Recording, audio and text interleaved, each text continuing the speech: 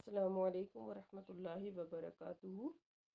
رب اشرح لی صدری ویسر لی امری واحلل عقدۃ من لسانی یفقہوا قولی۔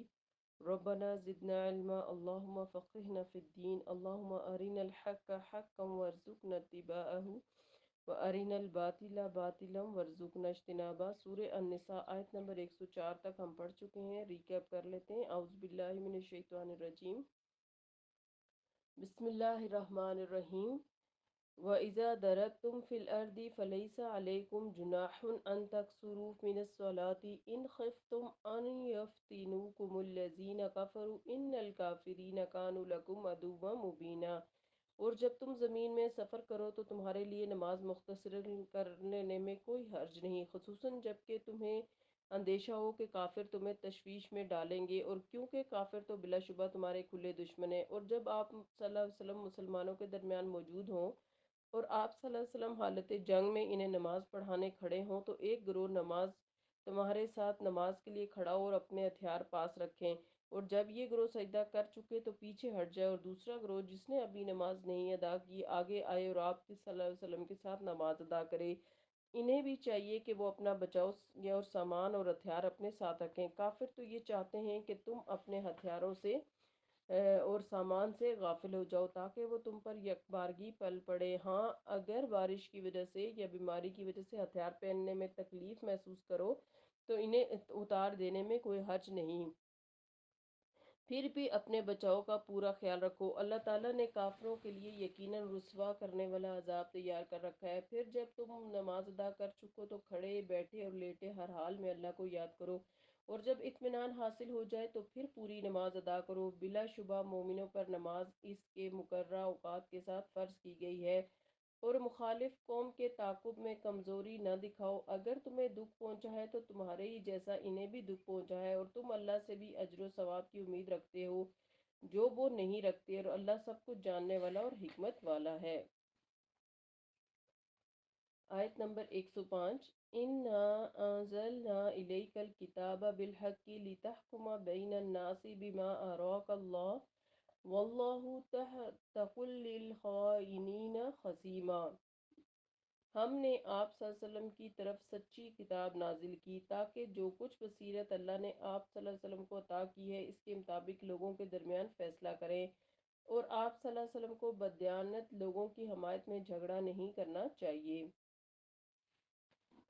اس آیت میں اور اس سے اگلی چند آیات میں چند آیات کا پس منظر یہ ہے کہ انصار کے قبیلہ بنی ظفر کے ایک آدمی بشیر بن عبیرک نے کسی دوسرے انصاری کے گھر سے آٹے کا تھیلا اور ایک زرہ چوری کی، اور چالاکی یہ کی کہ آٹے کا تھیلا اور زرہ رات ہی کو ایک یہودی کے ہاں امانت رکھایا۔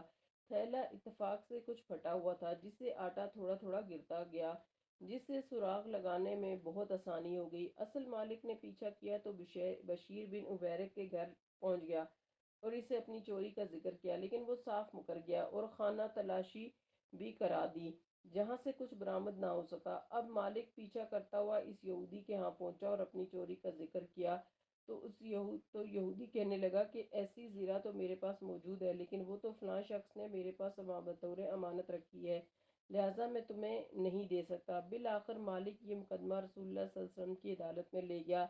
اب چور اور اس کے خاندان والوں نے آپس میں یہ طے کیا کہ اصل مجرم اس یہودی ہی کو ثابت کیا جائے اور امانت کا درمیان میں نام ہی نہ آنے دیا جائے، اور اس واقعے سے قطعی لا علمی کا اظہار کر دیا جائے، اور وہ یہ سمجھے کہ آپ صلی اللہ علیہ وسلم یہود کی بات کا اعتبار نہیں کریں گے، اس طرح ہم بری ہو جائیں گے۔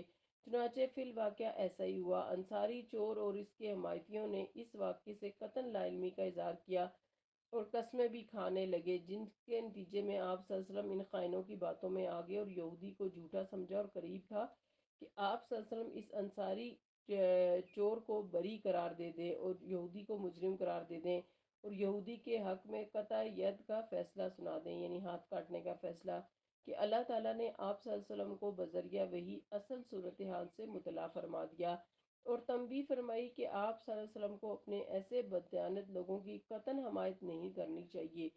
تو پھر کیا کہا جا رہا ہے اس سے اگلی آیت میں کہ اور آپ صلی اللہ علیہ وسلم بددیانت لوگوں کی حمایت میں جھگڑا نہ کریں۔ اس آیت میں ایسے مسلمانوں کو خائن قرار دیا گیا ہے جنہوں نے محض خاندان اور قبیلے کی عصبیت کی بنا پر مجرم کی حمایت کی تھی، اور تمام لوگوں کو یہ بتا دیا گیا کہ انصاف کے معاملے میں کسی قسم کا تعصب برداشت نہیں کیا جائے گا۔ اگر ایک فریق دشمن قوم سے تعلق رکھتا ہے اور وہ حق پر ہے تو اسی کی حمایت کی جائے گی، مسلمانوں کی نہیں کی جائے گی۔ آیت نمبر 107، وَلَا تُجَادِلُوا عَنِ الَّذِينَ يَخْتَانُونَ أَنفُسَهُمْ إِنَّ اللَّهَ لَا يُحِبُّ مَنْ كَانَ خَوَّانًا أَثِيمًا۔ اور نہ ہی آپ صلی اللہ علیہ وسلم ان لوگوں کی حمایت میں جھگڑنا چاہیے جو اپنے آپ سے خیانت کرتے ہیں، کیونکہ اللہ تعالیٰ خیانت کرنے والوں کو، مجرموں کو پسند نہیں کرتا۔ قاضی سے ظاہری شہادت کی بنا پر فیصلہ کرنے کا پابند ہوتا ہے۔ اس لحاظ سے اگر آپ صلی اللہ علیہ وسلم انصاری کے حق میں فیصلہ دے بھی دیتے تو آپ صلی اللہ علیہ وسلم کا کچھ قصور نہ تھا، تاہم آپ صلی اللہ علیہ وسلم کی عظمت شان کی وجہ سے آپ کو بخشش طلب کرنے کی ہدایت کی گئی کہ ایک غلط سوچ آپ صلی اللہ علیہ وسلم کے ذہن میں راہ پانے لگی۔ ان لوگوں سے مراد وہی چور انصاری کے خاندان کے لوگ ہیں جنہوں نے محض خاندانی تعصب کی بنا پر چور کی حمایت کی، پھر آپ صلی اللہ علیہ وسلم کے سامنے چور کے مجرم نہ ہونے کے متعلق قسمیں بھی کھائیں اور سارا الزام بے گناہ یہودی کے سر تھوپ دیا۔ مجرم کے گناہ دو تھے، ایک چوری، دوسرا اس یہودی کو مورد الزام ٹھہرانا۔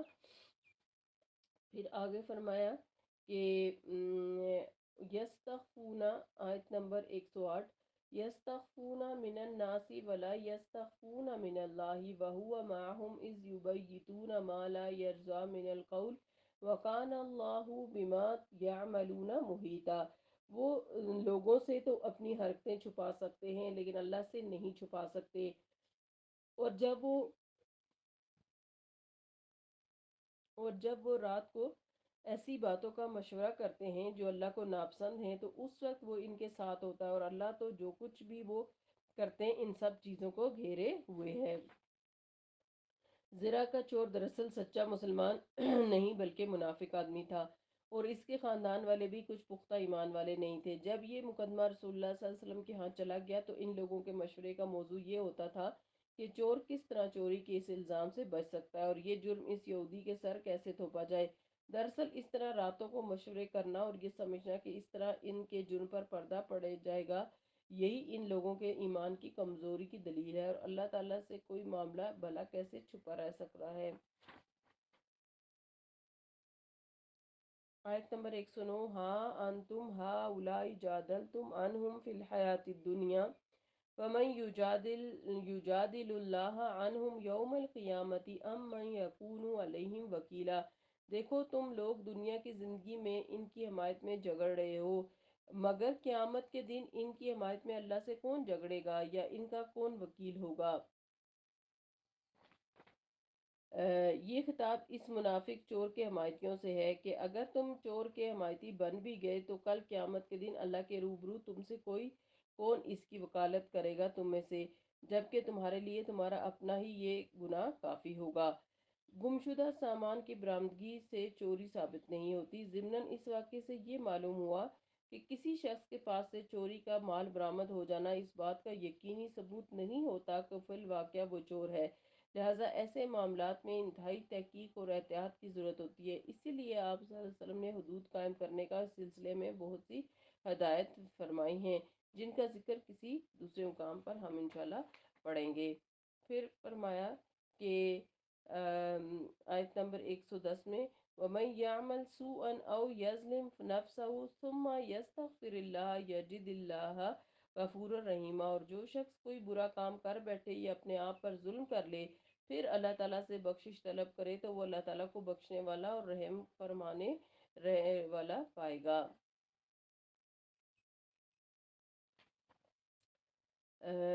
یعنی اپنے گناہ دوسروں کے ذمہ لگانا، بہتان تراشی کرنا۔ اصل چور کی حمایت کی دو صورتیں تھیں، ایک یہ کہ چور نے جھوٹ بول کر اپنے حمایتیوں کو مطمئن کر دیا ہو کہ میں فی الواقعہ مجرم نہیں ہوں، یعنی ان کا یہ گناہ نادانستہ یا غلطی کی بنا پر ہو، اور دوسری صورت یہ تھی کہ حمایتیوں کو ٹھیک طرح معلوم ہو چکا ہو کہ جس کی حمایت کر رہے ہیں وہ فی الواقعہ مجرم ہی ہے اور اس کا یہ گناہ دیدہ دانستہ ہو۔ پہلی صورت کو اللہ تعالیٰ نے سو ان سے تعبیر فرمایا اور دوسری صورت کو اپنے آپ پر ظلم سے۔ ان دونوں صورتوں میں اگر یہ حمایتی لوگ مجرم کی حمایت سے دستبردار ہو جاتے اور اللہ تعالیٰ سے بخشش مانگتے تو یقیناً اللہ ان کا گناہ معاف کر دیتا۔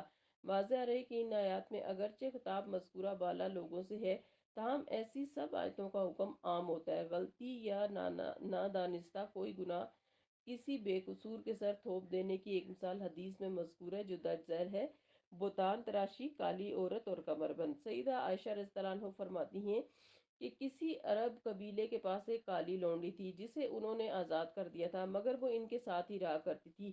ایک دفعہ اسی قبیلے کی ایک لڑکی جو دلہن تھی نہانے کو نکلی، اس نے اپنا لال تسموں والا کمر بند اتار کر رکھ دیا۔ ایک چیل نے اسے جو پڑا دیکھا تو گوشت سمجھ کر جھپٹ لے گئی۔ لوگوں نے کمر بند تلاش کیا مگر وہ نہ ملا۔ آخر انہوں نے اس کالی لونڈی پر تہمت لگا دی۔ وہ کہنے لگی ان لوگوں نے میری تلاشی لینا شروع کی، حتیٰ کہ میری شرمگاہ بھی دیکھی۔ اللہ کی قسم میں ان کے پاس ہی کھڑی تھی کہ وہی چیل گزری جس نے کمر بند پھینک دیا اور وہ ان کے درمیان گرا۔ میں نے کہا یہ ہے وہ کمر بند جس کی تم مجھ پر تہمت لگا رہے تھے، حالانکہ میں اس سے بری تھی، اب سنبھالو اسے۔ پھر وہ لڑکی رسول اللہ صلی اللہ علیہ وسلم کے پاس آئی اور اسلام لے آئی۔ اس کا خیمہ مسجد میں تھا۔ کبھی کبھی وہ میرے پاس آ کر باتیں کیا کرتی اور جب بھی وہ میرے پاس آتی تو یہ شعر ضرور پڑھتی: وَيَوْمُ الْوِشَاحِ مِنْ تَعَاجِبَ رَبَّنَا أَلَا إِنَّهُ مِنْ بَلْدَةِ الْكُفْرِ أَنْجَانِي۔ کمر بند کا دن ہمارے پروردگار کے عجائبات میں سے ہے، اسی واقعے نے تو مجھے کفر کی سرزمین سے نجات بخشی۔ یعنی اس کالی عورت پر جھوٹا الزام لگایا گیا تھا کہ اللہ تعالیٰ نے وہ کمر بند اس چیل کے منہ سے گروایا، اور جس سے وہ لونڈی جو ہے نہ صرف یہ کہ چوری کے اس الزام سے بری ہوئی، بلکہ اسے یہ خیال آیا کہ جس اللہ نے اسے اس وقت اس چوری کے الزام سے بچایا ہے، کیوں نہ اس اللہ کی طرف جایا جائے، اور اس طرح اس عورت نے اسلام بھی قبول کر لیا۔ پھر آیت نمبر 110 ومئی آیت نمبر 111: وَمَن يَكْسِبْ إِثْمًا فَإِنَّمَا يَكْسِبُهُ عَلَى نَفْسِهِ وَكَانَ اللَّهُ عَلِيمًا حَكِيمًا۔ جو شخص کوئی گناہ کا کام کرتا ہے تو اس کا وبال اسی پر ہوتا ہے، اور اللہ سب کچھ جاننے والا اور حکمت والا ہے۔ آیت نمبر 112: وَمَن يَكْسِبْ خَطِيئَةً أَوْ إِثْمًا ثُمَّ يَرْمِ بِهِ بَرِيئًا فَقَدِ احْتَمَلَ بہتانا و اثما مبینہ۔